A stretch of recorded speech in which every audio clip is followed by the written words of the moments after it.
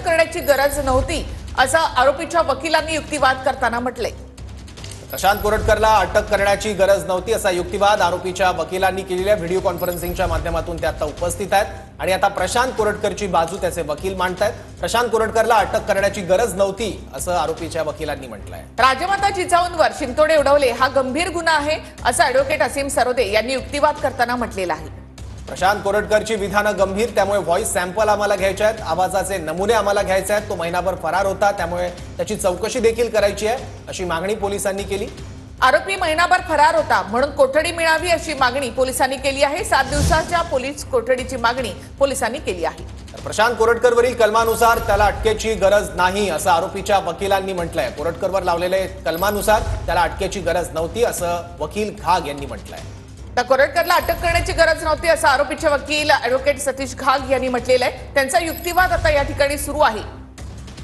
कोरटकरला जी कलम लावण्यात आलेली आहेत त्यानुसार अटकेची गरज नाही असं आरोपीच्या वकिलांनी युक्तिवाद करताना म्हटलेलं आहे। दोन्ही बाजूंनी युक्तिवाद सुरू आहे। पोलिसांनी देखील त्यांची बाजू मांडलेली आहे, माहिती दिलेली आहे कोर्टासमोर। आरोपी महिनाभर फरार होता, त्यामुळे त्याची चौकशी करायची आहे, 7 दिवसांची कोठडी द्यावी अशी भूमिका पोलिसांची आहे। तर कोरटकरला अटक करण्याची गरज नव्हती असा युक्तिवाद आरोपीच्या वकिलांनी आता केला आहे। कोरटकरवर लावलेल्या कलमानुसार अटकेची गरज नव्हती असं आरोपीचे वकील ॲडव्होकेट घाग यांनी म्हटले। राजमाता जिजाऊंवर शिंतोडे उडवले हा गंभीर गुन्हा असल्याचं ॲडव्होकेट असीम सरोदे यांनी नमूद केलंय। कोरटकरची विधानं गंभीर आहेत, त्यामुळे व्हॉइस सॅम्पल घ्यायचे आहेत असं पोलिसांनी कोर्टामध्ये सांगितलं। आरोपी महिनाभर फरार होता, त्यामुळे त्याची चौकशी आम्हाला करायची आहे, म्हणून त्याला पोलीस कोठडी देण्यात यावी अशी विनंती पोलिसांनी कोर्टात केली आहे। तर कोरटकरला अटक करण्याची गरज नव्हती असं आरोपीचे वकील ॲडव्होकेट घाग यांनी म्हटलेलं आहे। त्यांचा युक्तिवाद सध्या सुरू आहे। कोरटकरच्या वकिलांकडून सर्वोच्च न्यायालयाच्या निकालाचे दाखले दिले जात आहेत। प्रशांत कोरटकर याचे वकील घाग यांच्याकडून सर्वोच्च न्यायालयाच्या निकालाचे काही दाखले दिले जातात आणि या दाखल्यांच्या आधारे कोरटकरला अटक करण्याची गरज नव्हती, कोरटकरवर लावलेली कलम पाहता त्याला अटक करण्याची गरज नव्हती असा युक्तिवाद प्रशांत कोरटकरच्या वकिलांनी केला आहे।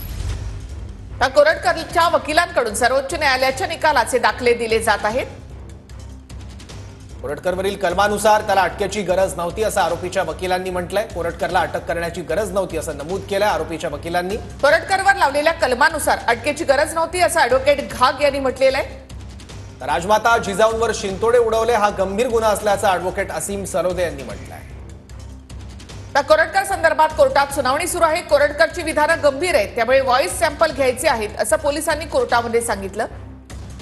आरोपी महिनाभर फरार होता, म्हणून त्याला कोठडी मिळावी, आरोपीची चौकशी अद्याप बाकी आहे, ही चौकशी आम्हाला करायची असं पोलिसांनी कोर्टात सांगितलंय। तर कोरटकरला अटक करण्याची गरज नव्हती असं आरोपीच्या वकिलांचं म्हणणं आहे। त्याचबरोबर फोन केला तेव्हा प्रशांत कोरटकर सोबत नेमकं कोण होतं याची चौकशी करायची असंही पोलीस म्हणाले आहेत। कोरटकरने